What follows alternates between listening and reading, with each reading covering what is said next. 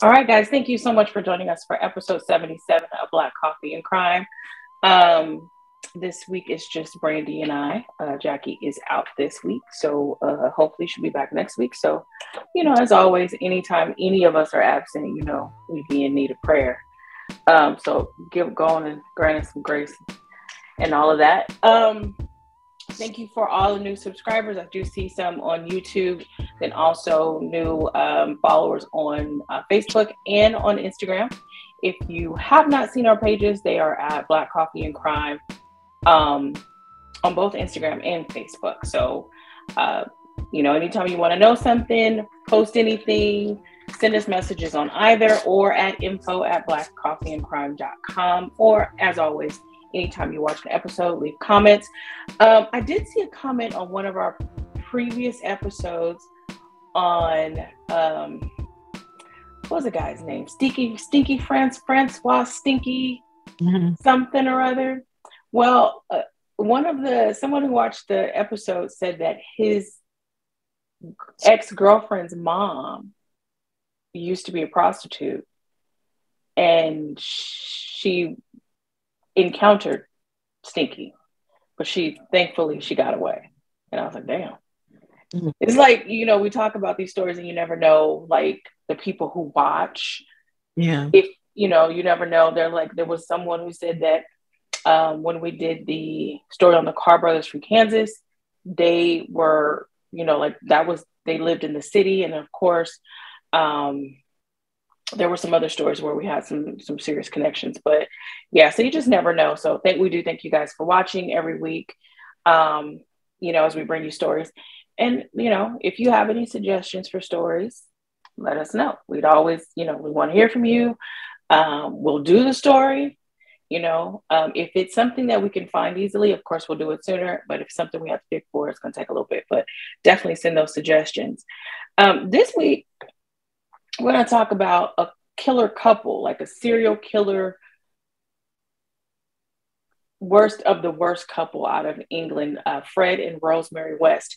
If you watch Criminal Minds, then you've probably seen an episode that, killer couples that kidnap and keep people in their homes. The Criminal Minds website is like a Criminal Minds wiki page, and it's criminalminds.fandom.com. And on that page, you can find where they'll pull real life stuff into the episodes and then they'll tell you what episode it was on. So you can take a look at that. But first, Brent, do we have any church announcements this week?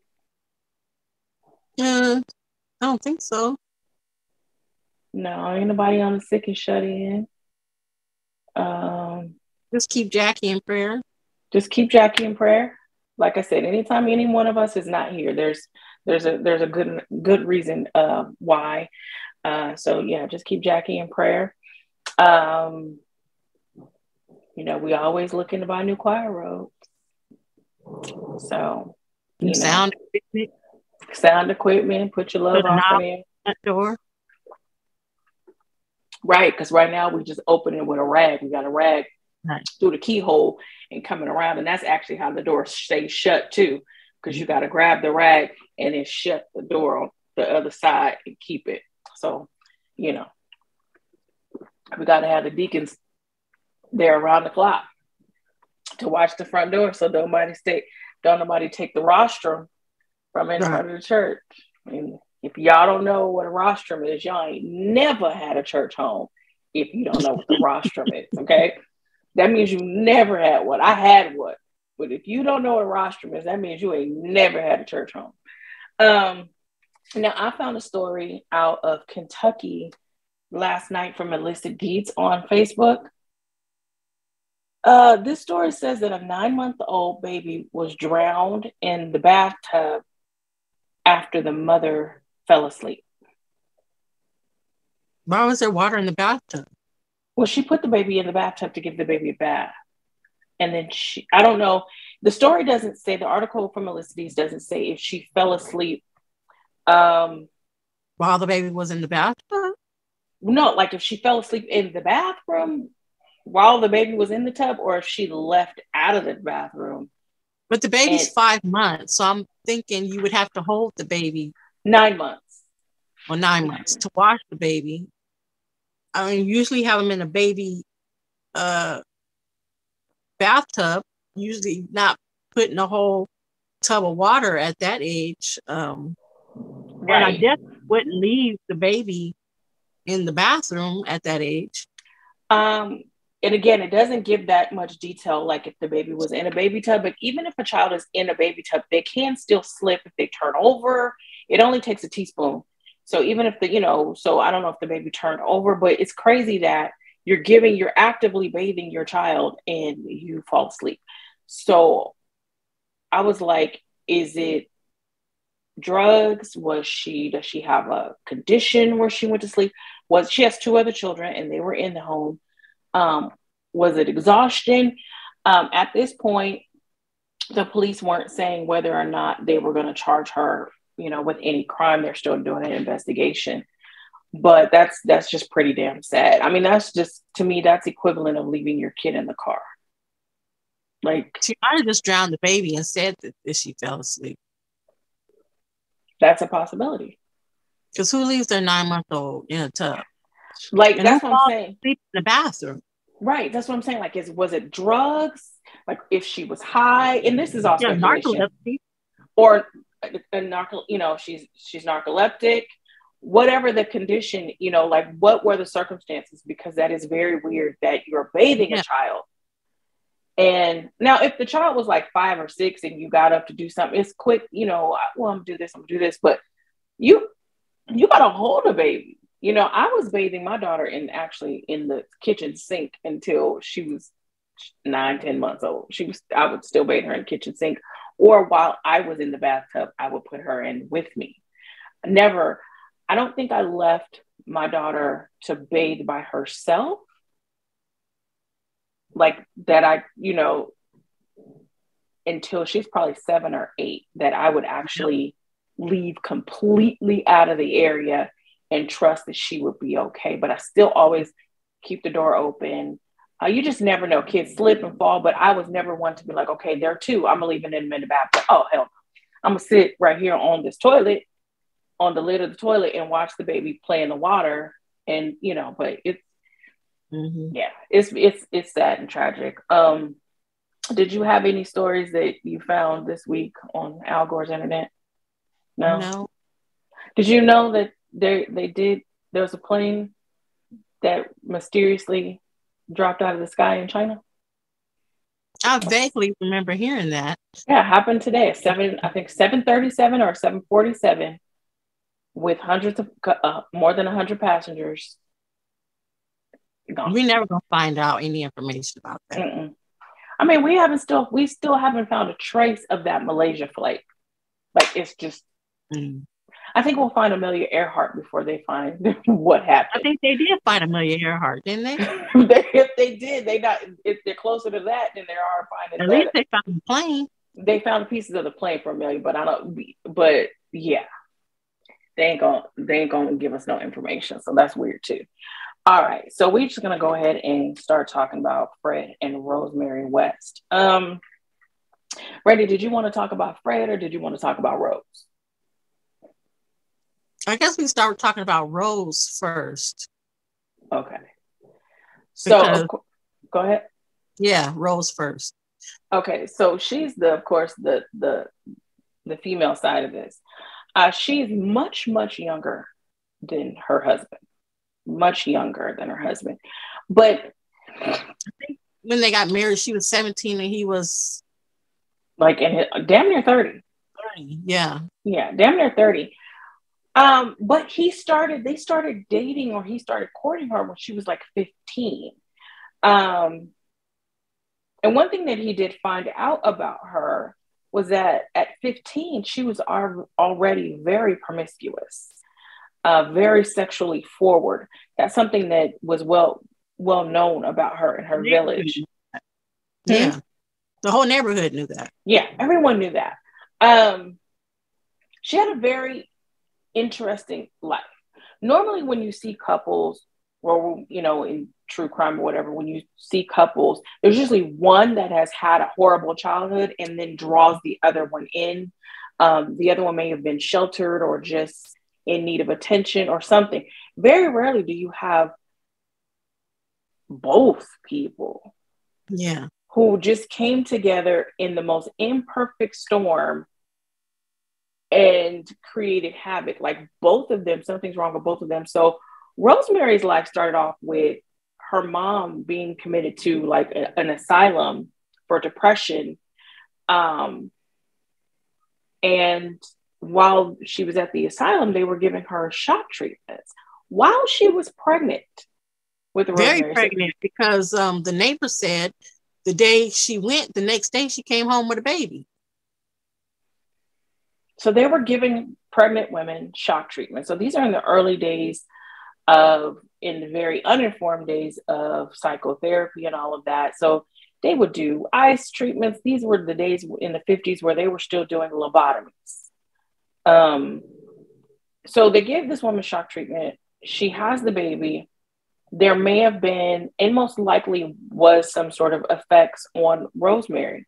Brandy, you said that in a documentary you were watching that she would like rock herself. Yeah, she'd rock herself.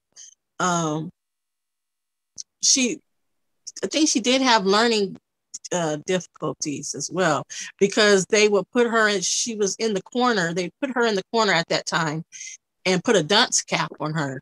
So everybody, as an example to the other kids, don't be like her, don't be slow, which, how can you, I mean, if she had an issue, she had a learning difference. But this is back when they also shocked her mama and be digging out of people's brains. So putting a dunce cap on the kid, it was like regular practice. Right. Right. So there's that. And then on top of all of this, okay, so they live in a village in England.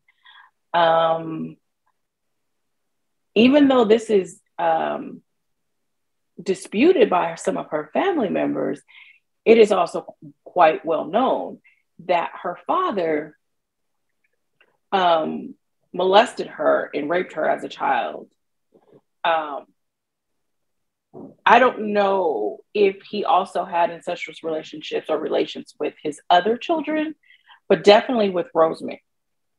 I think with her, because she was so withdrawn, she was quiet because she didn't want to get beat like the other kids. So she kind of kept to herself, and probably that's why he picked her, because she wasn't very forceful. Mm-hmm. And but I'm pretty sure he had been grooming her since forever, and she continued that relationship with her father well until she was an adult. Like, that was all the way into her adulthood. Yeah. So that relationship turns in a different direction once she's married to Fred, and we'll get to that once they're at 25 Cromwell Street. So by the time she's 15, she's working, of course. She meets Fred. Fred is married, but estranged from his current wife. But he is married. He starts courting her. She doesn't really care for him. He's kind of rough. He has a really rough accent, so they call him like a country bumpkin or whatever. Her father can't stand him. Now, I don't think it was because this older man is dating my younger daughter, because that was a normal practice then. Older men with teenagers or whatever. Now we kind of cringe at it, but in that era, an older man in his 20s could date a teenager. Like, that was a thing. I think they kind of had a lot in common as far as the, dysfunctional family situation. Right. So, but I think also with on that. Her father, it was like a predator recognizing another predator. Like, you're going to take her away. Like, he probably recognized the type of person that Fred was and knew that once she's gone, she's not coming back. So her parents tried everything from trying to get him arrested, they put her in not a reform school, but they put her in care, trying to get her away from him, but she always snuck away to go see him. So by the time she's 16, she runs away with him. She's pregnant. They find out that she's pregnant. Rumor has it that she might have already been pregnant by her dad. So it's rumored that her first child, Heather, might have actually been her father's daughter. There's no proof of that, but that's a speculation. Because he was still molesting her at that time. So by 16, she goes with Fred. She leaves with him. Now, again, Fred is already married, already has 2 children, one from his wife, and his wife, Rena Costello, had already had a child, but he has custody of them. So they go, and she becomes the de facto mommy to both of these girls, plus the baby that she's already going to have. Fred goes to jail for a little while for theft. And by the time he comes back, he has a new baby.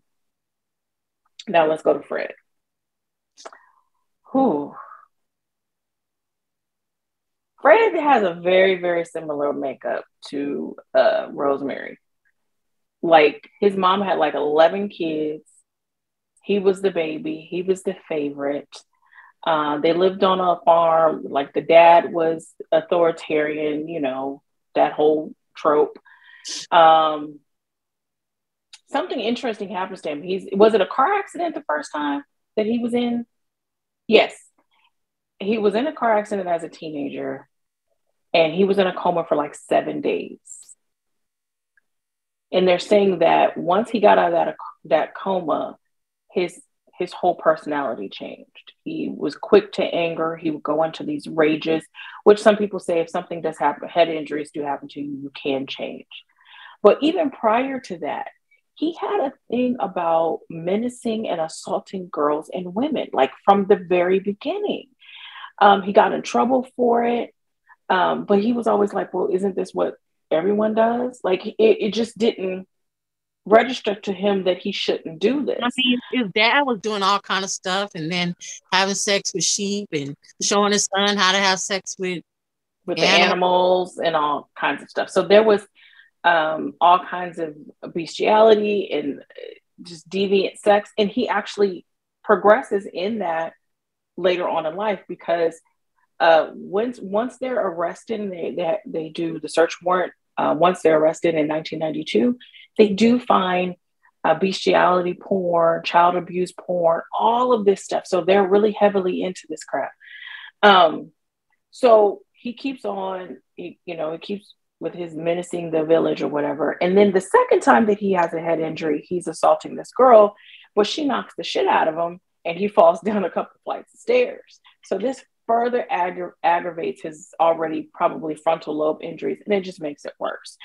So now, by the time he's a teenager and he's a sexual deviant, he leaves home. No one really cares for him because of what he's doing. He's kind of estranged from his family. And so he kind of goes out and he makes his way. He finds Rena Costello. He marries her. She's Scottish, I believe. I believe she was Scottish. He marries her, but it was easy for him to marry her and easy for her to marry him because she was already heavily pregnant. She was pregnant by, says an Asian man, and then it clarifies in some other stories that he was from Pakistan. So that would not have been well looked upon in the 50s and 60s. So she marries him. And they explain the child's skin color, saying that Fred said that his great grandmother or something was black or something like that, so that they could explain away the color of the child. But he takes the child on, but he's an asshole to the baby. Yeah, he's an asshole to the baby. He and Rena do have another child, but their relationship's rocky. She gets this boyfriend. The boyfriend whoops the shit out of Fred every other week. Like, her boyfriend beats the crap out of Fred. Every time Fred messes up, her boyfriend whoops his ass. At some point, she leaves him. She wants to come back and get her kids, but he threatens her, so she leaves the children with him. She goes back a few times. But by the time she's coming back, Rose is there. Well, actually, before Rose, it was another girl. what was her name? I think the She the last one name that was McFall. she died, right? I think he killed her. Yeah, that's what I meant. The friend. The last name was McFall. So Rena had a nanny, a lady that was acting as her nanny, and also a friend of hers that she kind of, that they came from Scotland with her. And she actually kind of betrays Rena, because Rena and her boyfriend and the other friend came up with this scheme to get away, get the girls away from Fred. And the young lady McFall basically tells him the plan. They can't get the kids because she's obsessed with him. She thinks that he's going to divorce Rena and marry her. But she's this like 17, 18-year-old girl. She writes to her mom, like, this is a better situation for me. It turns out that it isn't, because he kills her. I really don't see what it is about Fred that all these women are attracted to. I know Rose said that, he was working and it kind of was her home. She liked the fact that she had a home and a family and that he provided. Mm-hmm. But other than that, I don't see, what is he providing with his stolen items? Like, I don't understand what the draw was to him. I don't know. I think maybe Fred was like the bad boy kind of thing. And he seemed to be a working guy, like, the kind of like what we would call like a hustler or something. Somebody who just, like Johnny on the spot, like a dude who could do a lot of stuff. He grew up on a farm. So, yeah. So maybe that was it. The girl's name was Anna McFall. That was Rena's friend. He's eventually, when she leaves, he has her act as their nanny. Of course, he's having sex with her, but it doesn't work out well. So she comes up missing, and this is when he intersects with Rose for the first time. Once she comes up missing, so he kills Anna when she is 8 months pregnant with his child. But she's actually the second person that he killed. Before that, he had actually run over a little boy, but he wasn't charged with that. But, and there's no indication that was something that he did on purpose. But Anna, he actually did kill her, and he dismembered her and kept some of her bones as prisoners. He has a thing about the patella bone. Did you notice that in I don't know why? In a lot of the stories, it was something about the patella, and I was like, why do they want to keep the patella? They would keep the patella, like finger bones, and like little knuckle bones and stuff like that, and vertebrae, little small bones. So the patella is like your kneecap, basically. I don't know why that wasn't a reoccurring thing that they would do, but he would dismember them like with precision, like as you would think a farmer would do. And so he buries her. He did take the baby out and took some of the baby's bones too. This bad. It's just it.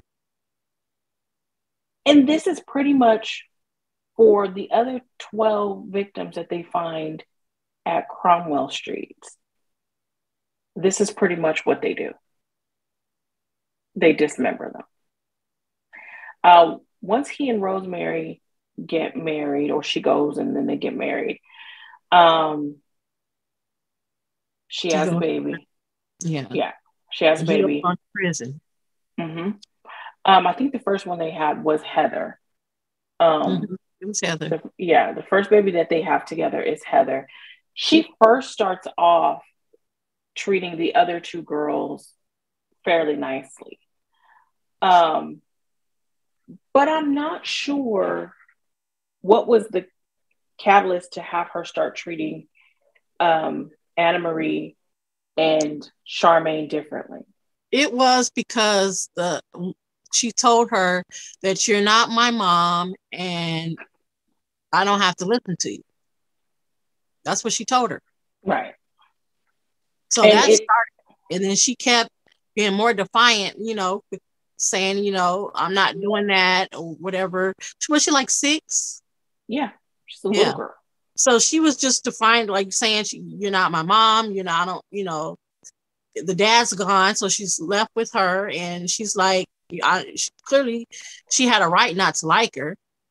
Right. And so she began to do to the children what her dad did to her and her siblings, which was, abuse them. Yeah, I think even before Charmaine started with, like, I want my mommy, you're not my mommy.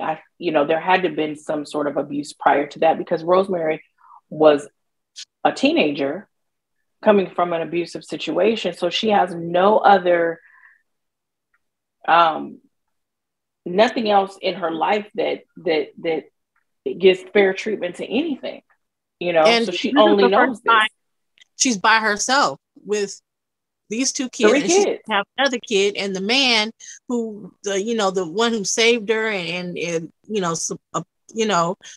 went to work and made money, he's gone. So basically they're living very poor because she has 3 kids that she has to take care of. So I'm sure it was the stress of that. Right. Yeah, that's probably it. I think we don't account for a lot of like postpartum depression, and she's already mentally fragile, should I say. She's fragile, mentally fragile. And as we later find out, that mental fragility turns into something very deviant and very, very evil. So those seeds are already there. And so she just, like you said, she just does what she knows. She starts abusing, and she does abuse Charmaine badly. Like, there was tied her to the bed. Tied her to the bed. She tied her to a chair. She would beat her. And Charmaine would not react. Like, she had no emotional reaction to any of the punishment. So that made Rosemary punish her even more. It came to the point where Charmaine became missing. She had this little friend that she played with that lived a couple of doors down. They moved away, but they had seen some of the abuse, but they had moved away, and then they came back, and she said that Charmaine went to live with her mother. Charmaine was dead. When their trial starts and they start talking about Charmaine, all the witnesses do say that Fred had nothing to do with Charmaine's murder. However, when he got out of prison, he did help bury her. Like, she kept her like in a basement or something, but when Fred got out of prison, he did help bury his own. And that just shows how much he cared about her. But I mean, she wasn't his child, so. Right. And how much he wanted to please Rosemary already. Like, he was obsessed with Rosemary. And one of the things before we even started talking about doing this episode, you and I talked about Fred and Rose before, and you were saying that I said that Fred was the dominant. You said that Rose was the dominant. Rose was, I stand corrected. Rose was very much the dominant, but she did it in such a manipulative way because you see her as this fragile character. You have this bad background, being abused by her father, and her mom not being present because she has mental illness and all of that. And this older man, she's already been abused by her father, the older man, and then another older man comes in and kind of takes over. Yeah. But it isn't. She was always, it seems like in this story, Fred is evil by himself. Rosemary is evil by herself. And either one of them could have picked completely different partners and been just as evil, but somehow they found each other. You think Rose was with a regular smuggler guy that she would have still done all the things that she did? I don't think she would have done all of the things. Because I think Fred encouraged it. He encouraged it because he liked it. Yeah, he got off. He got off by the things that she was doing. But what I'm saying is that he was still just as evil by himself, and she was just as evil by herself. So I don't think if she was with, a regular guy, she would have done some of the things. I think she would have been one of the mothers that smothered her babies in the crib. She would have done something. Keep up that marriage though with the regular guy. There's no way, because she would have cheated, and some of the things that she ended up doing with Fred wouldn't fly with a regular guy. No, but I do think that she would have, any children that they would have had to get the attention to kind of do, she would have done something. She would have harmed her children, because she wouldn't have been able to get the sexual highs and the abuse and the BSDM and all the torture. She wouldn't have been able to do that freely and openly. So I think she would have done the same thing like she did to Charmaine. She would have abused and the rest of her kids. She had 11 kids, just like Fred's mom. And some of those kids weren't Fred's. Some of those kids were from her Johns. No, we ain't even got to that part. We ain't got to that part yet. So she kills Charmaine. Fred comes back. He buries the baby. He also kills his wife, his first wife. They kill the wife before they get married. She comes back. She wants it. Fred and Rena had gotten back together a few times, and she came back a few times. The last time she found their address and she wanted to come get her kids or see her kids. Fred apparently murders her in the car, like strangled her, and then assaults her, and then she's dismembered. She's thrown into some plastic bags and thrown about a couple miles away from his childhood home. So he's murdered his daughter and her mother. Then they get married in 1972. So now they have 2 kids, and then working on Rose is pregnant again. And the thing about Rose is she had an insatiable sexual appetite. Like, one person wouldn't be enough for her. Like, she constantly needed to have needed new people, male or female. And I think this is why so many women were murdered, because she wanted them. Like, she's like, go out and get me another one. Go out and get me another one. When they bought the house, and he turns the house, in order for them to buy the house, he turns some of the upstairs rooms into he lets some of the rooms out. And this is where they get some of the victims. So they started having sexual relations with some of the people, and then some of the women come up missing. She starts prostitution. He gets her into prostitution. And Fred loves this because he loves to watch. Mm-hmm. He loves to watch her have sex with other people. So this was like a perfect match for him, that she would be willing to do this. Yeah, having these Johns come. Like, this is during their marriage. She's like basically a prostitute, and I guess I don't know if he would be considered her pimp. Yeah. I don't know. I think Rose pimped herself out, and he was just there for the ride. Well, he procured the Johns for her. He did the same thing to his first wife.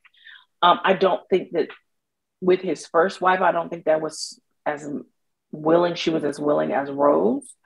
I think she just did it because it was kind of like, we need the money kind of thing. So he did put her into prostitution as well. But with Rose, it was an abusive relationship. Right. But Rose loved it. She loved it. Her eyes probably lit up when he said, well, I'm going to bring some people over. You got to do some stuff. He liked to watch. He had, at some point, he created a room for her. And the kids would know that once Rose went into this room, you were not to disturb her. Excuse me. She had all her accessories and everything. He had like a way that he could view everything in the room. He put baby monitors in the room so he could hear everything. Like, he was really getting off. And like you said, she had an insatiable appetite. Nothing was good enough for her. It progressed to torture. So before, where it was just she needed the sex, now the sex is not enough. Then they started torturing people, and it just got worse and worse and worse. What do you think Fred thought about her in her sexual relationship with her father? You think he was okay with that and he was watching that too? Yeah. I absolutely at this point, she's having sex with her dad. Her dad is one of her customers. Yeah, I don't want to. Is it okay to say that because she wants to, or because, you know, she's been groomed her whole life? So I don't want to say that she wants to, but it's what she does. Oh, that is a kind of a slippery slope, because you do have a groomed, and she was a victim while she was in her, while she was in his house. And that's part of the reason why she is the way she is because of what he did to her. I think by the time she's with Fred and that she's to this point, I think at this point she wanted it. And the reason I say that, let me clarify, because I'm not glorifying sexual assault or pedophilia or anything like that. But the reason I say that is because I think once she gets with Fred, she finds a kindred spirit. You know what I mean? And she's not the same. She doesn't have the same personality as that victim, the child victim, anymore. Now she's kind of taken her trauma and turned it into power. You know what I mean? Now she's dominant. Now she doesn't have to be the timid dunce in the corner. Now she's the one who has the power. So and she commands everything. She feels that with her Johns and whoever she has sex with. But with her dad, I don't know if it was she wanted to. I think it was just so normal that she did it. I don't think that she loved having sex with him. I don't get the feeling that she loved it, but I think it's just what she knew. True. Because he was still, like we said, he was still having sex with her all the way up until she left with Fred. I don't think she was normal for her. She was doing bondage and BDSM and all of that with her father. That's what she did with her John. We don't know. He was one of her Johns, because he and Fred, he did not like Fred, and then at some point they mended, and you know, they were okay. So I'm quite sure he knew what they were doing. Well, I know that he probably knew what they were doing. So he became one of her Johns. So it's kind of like, did she fall when they were engaged as an adult? Did she fall back into the pattern of the victim child? Like, did her mind flip back to when she was on the farm, or was she the dominant in those interactions at 25 Cromwell Street? Was she the dominant now? Oh, I think she definitely was the dominant. I just don't know if she was the dominant with her father. I think that's just what she knew. That's what I'm saying. She was still very young at that time, because she got married when she was like 17, and her dad was abusing her all this time before she got married. Right. That's what I'm saying. So was she, when she was engaged as a prostitute, when her father came to visit her as her John, did she fall back into the personality of the child victim? Or was she the dominant prostitute with the power, with her father, I really don't know, but I'm leaning more to the fact that that's what she knew. That's what kind of relationship she had with her father. And her father probably felt away when she got married that she was going to be having sex with another man other than him, and that he was losing her. I don't know. But she was already having sex with other people. I know it's one thing to have sex with other people. It's another thing to be married. Married to someone like him. Just married, period. But I think that had she married, because we're going to talk about, like you just asked me about if she was married to a regular guy, had she married someone from her village, regular old Joe Schmo from the village, her father would have continued to have sex with her in her village in front of her husband, or they would have had, not in front of her husband, literally, but with the husband's knowledge, this is my daughter, this is what I'm going to do. Because he was just like Fred, he's a dominant, deviant. So that predator type. But the fact that Fred was there, he was angry because Fred was the same type of person that he was now. He wasn't just losing his daughter to marriage, because had she married somebody from the village, he wouldn't have lost her. But I'm losing her to that guy who is just like me. I'm not going to be able to get her back, because now he's going to have power over her. Joe Schmo from down the lane won't. But I mean, he will. It worked out. He still had sex with them. Later on, after years of estrangement, he and Fred kind of came to some. Yeah, but I think she was having sex with her father all through that. All through the marriage? Yeah. Up until that point? I don't think it ever stopped. I think that at some point that it did, because he had told her she couldn't come back. So I think that for a couple of years at least, she didn't have sex with her father. Maybe for not for a very long time, but maybe for a few years. Maybe for a few. I don't think that's been. I didn't personally read any articles that answered that question of. I didn't either. About the sex with her father once she was an adult, as a prostitute. So I'm quite sure somebody did explore that. Well, the only thing they say is that she continued a relationship with her father. It doesn't really go into. Yeah, there's a lot of a lot of stories, a lot of articles, a lot of documentaries about Fred and Rosemary West. Like they just go on and on. Okay, so they have all these damn kids. They built the basement. That was like the place. They started burying bodies in the yard. They start to abuse Heather, which is their first daughter together. All the kids know it, especially Anna Marie and Steven. They're all close. Heather's personality changes. The trauma just destroys her. She was a good student and everything. She was amiable. But their teachers start to notice that she's not doing well in class. She's striking out. She has like these mental breaks where she cries, she can't sleep, she has nightmares, and all of these things. She tells her friends, and then one of her friends tells her parents. But the bad thing is, the girl's father that she told was one of Fred's buddies. So he knew what was going on in that house. He comes back and he tells Fred, Heather's gone.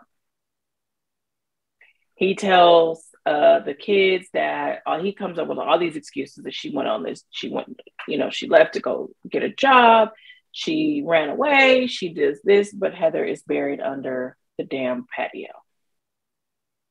They kill their own daughter. She, of course, went to her mom to tell her about the abuse. Rosemary is like, what did you expect? It's your fault. You've been asking for it. She's really, really callous. Like, she is the worst possible mother. Why do you keep having kids if you're going to be a mother like this? She could have been a hyena and ate her kids, and I'd be more sympathetic for her. Birth control would have been responsible, I guess. Oh my God. She was horrible. Absolutely horrible. So they kill Heather, and they use Heather's murder as a way to keep the other kids in line until their daughter, Louise. Louise is 13 when she tells I think a school official or something, goes to social services or school official, and tells them that her dad is raping her. He's been raping her since she was 11. They start this investigation. The Wests are arrested. They do examination. They find traces of abuse on Louise. That's when they start to go into the house. They even filmed Fred raping her. And Rosemary was in the room while he was doing it.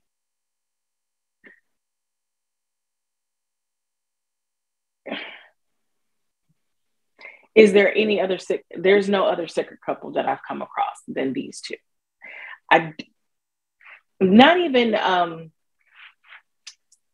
Shinley, the couple from the Moors, and we'll probably do them later on, but not even them.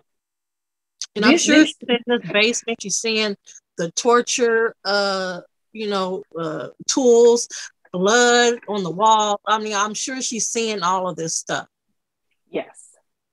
Yes. Fred had crafted like a hoist or something to where he would hang the victims, like before they were dead, even after, but some sort of torture device where he would suspend them in the air and they would just hang there. That is one of the things that they did to their daughter, Heather, before they killed her. Like, they tortured their own baby before they killed her. So they've killed 2 of their girls by now. So like you said, she knew what happened down there, and she's seeing all of this, and I'm quite sure she heard even the other victims down there. So she knows. So she's being assaulted by her mother and her father down there. But this is what starts the investigation. They find all kinds of films, bestiality, pictures, movies, all kinds of stuff. And we're still talking about England, so they're still very staunch and stodgy in their morality. And so I'm quite sure people were just appalled that your neighbors are doing this. But I don't believe that the neighbors didn't know what was going on there. You think? I think the neighbors knew because some of the neighbors had to be in on it. Well, I'm sure that they saw men coming in and out the house, well, men and women. They had a whole separate entrance. They built a whole separate entrance to the house. They knew that they had a nanny and that the nanny left or something. For years, this had been happening. He built her a whole separate entrance to the house so that her Johns with a doorbell, so that her clients one of the neighbors through. Jokes that, she was like, "What is this? Like, is it a prostitution joint?" Girl. Like, she was joking, but that's what was really going on. You weren't too far from the truth, sweetie. So, I mean, that was a neighbor. She may not have known exactly what was going on, but that's exactly what the light and the bell and all of that was for. Exactly. And then also the teachers. We talked about this last week with Kitty Genovese, how people will not say things because they figure, oh, that's something that you take care of in the home. This is still the era of, it stays in the home. That's other people's business. And abuse, unfortunately, was normal. So if you saw black eyes, if you saw bruising, it was discipline both to the wife and to the children. So those things weren't widely reported because it was the right of the parents or the right of the husband to discipline the wife and the children. So those things weren't reported, unfortunately. So these kids are going to school probably with obvious signs of trauma, either through their behavior or through physical. What they did say that Rosemary was very careful not to bruise anything, but that they were would be all visible. skinny, and I mean, they malnourished they didn't eat. But the kids probably learned how to cover it up too, because they didn't want to get in trouble. They seen what happened to their sister. Yeah. I'm sure they know about what happened to the other sister and how she was buried somewhere. Right. There was also another nanny who in 1973, she was 17. She was assaulted and raped by the both of them. She told her mom told the authorities. They were charged with assault, indecent assault, rape, and actual bodily harm. The charges were reduced to indecent assault and bodily harm. They got a $50 fine and no jail time. If only they would have done something. If they would have stopped them in 1973. 1973. The girl, I mean, she was examined. It was proof that they assaulted her, but they reduced it to bodily harm and indecent assault. And they have 50 pounds, not $50, a 50-pound fine each, and they walked. The girl attempted suicide when she found out that they weren't going to be sentenced.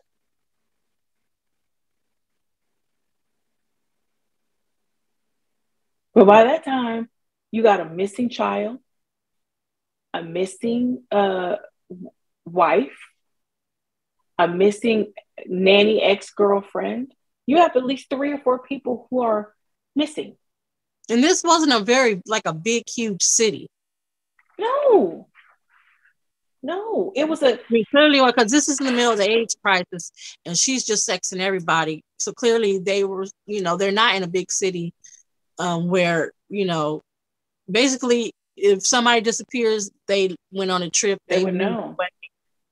And they probably had a small little police force, and and where crime really doesn't happen here. So they basically were doing whatever they wanted to do with they were doing whatever they wanted to do. What they did was, people traveling or whatever. And this, again, this is the age when people hitchhiked and backpacked and all this stuff. So, they had rooms to let out. So they would just explain it away as, well, they left. They just left. They left all their stuff. Rose would also write letters or have the victims write letters to their family and send them so the families wouldn't worry for a long time. Oh, I'm doing fine. Everything is good here. I'm working. I'm doing this. I'm doing that. But she was either writing the letters or have the victims writing the letters themselves so she could send them. So that was another way that they could throw off the authorities. So they had the perfect setup because they had rooms to let. So these are people who don't plan to stay long anyway. Yeah. But I don't believe that the whole village didn't know what was going on. No, there were some people because they had to have men, Johns, to sleep with, and she was also having relationships with women, and they don't say these people were crackheads or drug dealers or users. These seem to be regular working people who had a little extra money and wanted to have a good time. And how you explain away these dark ass kids? She's I guess the same way you did with his daughter, Instead of I got Indian in my families, I got black. I got a black grandma. I got a black, but he claimed the kids, even though he knew clearly that some of those kids weren't his. But it was like a green light for her to have sex. So it's going to happen. I think you got to understand that if she's having sex with all these men, clearly she's not using any kind of protection, that it might come up that she's pregnant. But I think that's just one of the consequences that he was like, oh, I'm just going to deal with this to feed his appetite. Yeah. And I'm thinking she probably was still doing this while she was pregnant. Oh, absolutely. I don't see her stopping. I don't see her having any more moral fortitude to stop. Hell no. So they once Louise tells or whatever, they start to dig up the bodies. Now, 1973 happened to be their first like joint murder. They killed Linda Goff. She was 19. She was dismembered. They had like wrapped duct tape around her face. She had tubes in her nose. Like it was horrible. She was missing vertebrae when they found her. Her patella was missing. Finger bones were missing. She was buried under the garage in Cromwell Street. And this is the crazy thing to me is that when they arrested him, he confessed right away. Like, I don't know if he confessed right away because whoever speaks first is the better deal or what, but Rose wasn't saying nothing. He was the one that went on and said, just said basically, yes, I did it. I did these things. I didn't kill my daughter, but my first daughter, but I did these things. It wasn't, like they had to pound him for hours and try to get information. He let them know right away. He did that because he wanted to have Rose go free. That's why he did. That's why he confessed immediately. Yeah, absolutely. That's why he did. So then what did he kill himself for? And leave Rose to take all the... Wait. So once they start digging up the bodies, like you said, they get arrested.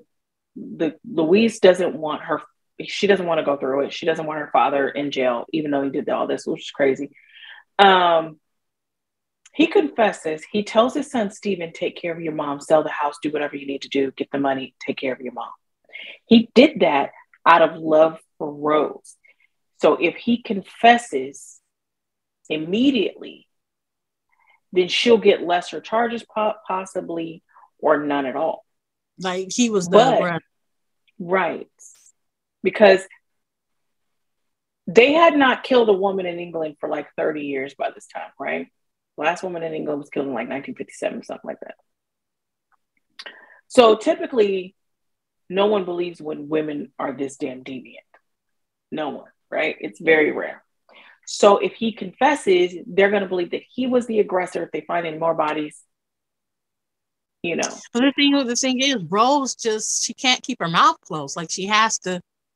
And then the fact that he does end up killing himself while they're in jail, but she's like, a murder has been committed. They killed my husband, and she's venting and to the other female inmates, how this was another murder, and basically telling all her business to them that they didn't know anything about her.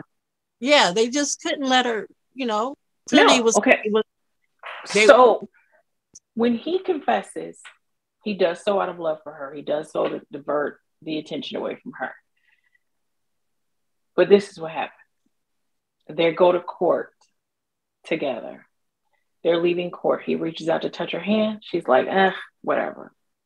He's hurt. He sends letters. She doesn't answer them. He has his kids, Stephen and Anna Marie. They're the only ones who visit. He has his kids trying to tell your mom I love her. Tell you, she's like, fuck that nigga. She completely just distances herself away from him and everything. He's devastated. So clearly she didn't feel for him. He was just another man to her. She's devastated. And I don't know why she would have shot herself in the foot by doing this. He's devastated. Then he comes out and says, you know what? It wasn't on me. She did it too. And then he kills himself. But she was upset about the fact that he was killed, that he died. I think she was upset because she knew that now I got to take the fall for this. She shot herself in the foot when she thwarted him, when she betrayed his love. All of this crazy deviant behavior is the worst love story ever. It's like the dumbest Shakespearean tragedy ever. This is the love story. This is like natural born killers or whatever. Everything they do after they get married or after they get together is he wants to please her. He loves her. She loves him.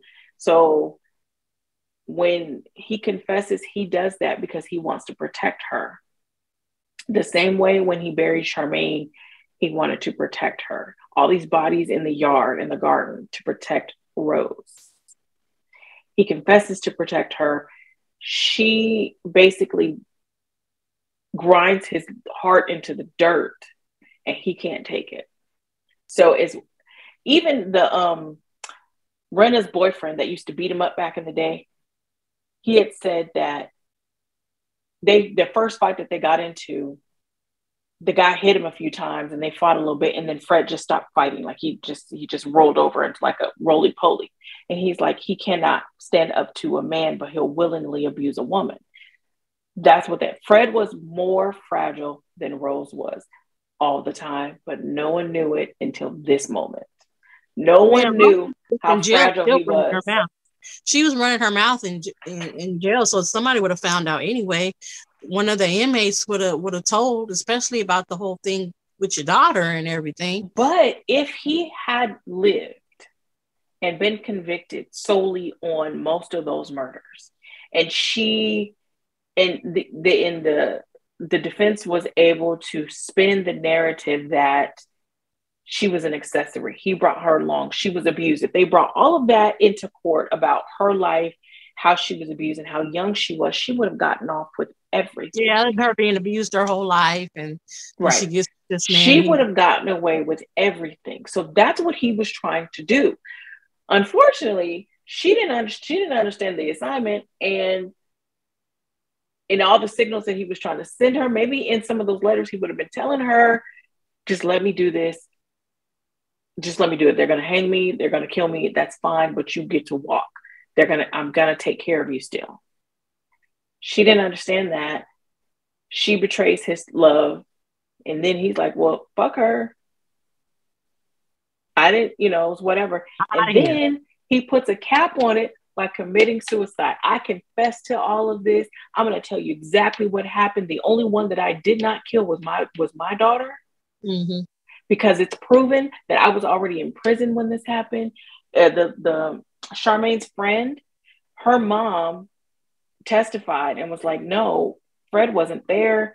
I remember this, that, and other. We moved, he was in prison. So yeah, he didn't do that. But all the other ones, she was a part of it. And once you get to the testimony of the abuse of all the kids and the fact that Heather was buried under the patio, now it's on her. They're going to nail your ass to the cross, and that's exactly what they did. They convicted her for 12 murders. She got 10 life terms and then a whole life term. And in England, when they say a life term, that's just maybe 20 years. And you do your 20 and you're out of there because that's a life. But very rarely do they give whole life terms, meaning you will be there until you die. Like you will not get out. Like you are there at the discretion of the king or queen or whatever, which means you ain't getting out. So that's why he did that.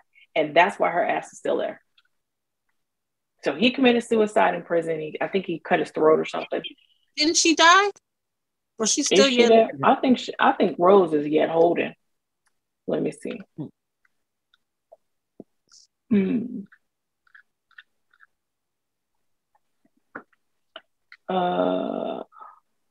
Rose might be yet holding on. Let's see. Think so? Yeah. I don't know why I thought that she had died too. No, she was born in 1953, so she's 68 years old. She got a whole lot of life to live now. She's still yet holding. So she's, she was born in 1953. He was born in, let me go backwards. Oh, I can't stand this browser because I can't see. He was born in 1941. So he was 12 years older than her. That's a long period of time from 15 to 27. That is. That's a long gap when you're 15. Now, if you're 20, you know, man, you get away with it. But when you're 15 and you're dating a 30-year-old, that's half. He is more, almost twice your age. So, again, that would have been another reason why she would have walked, because she was groomed by her father. And then this man who's almost twice her age with children and a wife snatches her up and makes her do these things. With his previous history of killing his girlfriend and all that. Yes, and also all the stuff that he did when he was younger. He had been arrested. He had a long-ass rap sheet. He's been to prison. His first wife, he put his first wife into prostitution. He made her become a like, she had the perfect defense, but she messed it up because she wanted to be petty. And I don't really know why she did that. I don't know why she did that. She probably didn't have, I mean, she probably doesn't have all the men in her life have been toxic relationships. So she would have a toxic love for them. And she might not have really loved him anyway. Yeah, I was just about to ask you that. Do you think that she probably didn't, I mean, because your father's supposed to love you too, but your father's still having a sexual relationship with you when you grown and have kids. This other man is okay with you having sex with all these random men, and he's watching. But okay, so do you think that after she left her father, like she used him as an escape to leave her father? I totally believe that. But it was frying pan into the fire. But I think at some point she learned that she could come out on top with Fred, because Fred had a genuine, like Fred really loved her and was obsessed with her. And this man will let me do anything at all. This man let me abuse and kill his kids, and he said nothing. I don't think that she had a genuine love for Fred. She understood that she had power over him, and she was no longer the getting abused. He allowed her to become the abuser. He allowed her to have all the power. I don't think she loved him. And when they got arrested and he confessed, she didn't know how to love. No. And once they got arrested and he confessed, she can't use him anymore, or she thought she couldn't use him anymore. Like, you're useless to me now. You know, I no longer have power because you let us get arrested. You didn't take care of me. Right, you didn't take care of me. But you still had the power over Fred because he was willing to take the hangman's noose for you. Well, at that time there was no hangman noose, but he'd been. But you also have to realize that she wasn't very smart. Right. But I don't think you have to be super intelligent to be manipulative. I think a manipulative mind is much sharper than an intelligent mind. Like, you can have someone like Stephen Hawking, you know, who was one of the smartest people in the world before his death. But are you manipulative?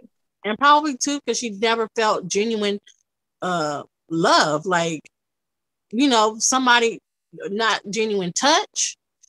You know, like she didn't have any healthy any type of relationship with anybody. So you don't pick up on those cues if you've never experienced the opposite side of that. You never experienced loving touch. So once they got arrested, it was everything is over. Yeah, like, we're done. You can't pick up on those clues. Yeah.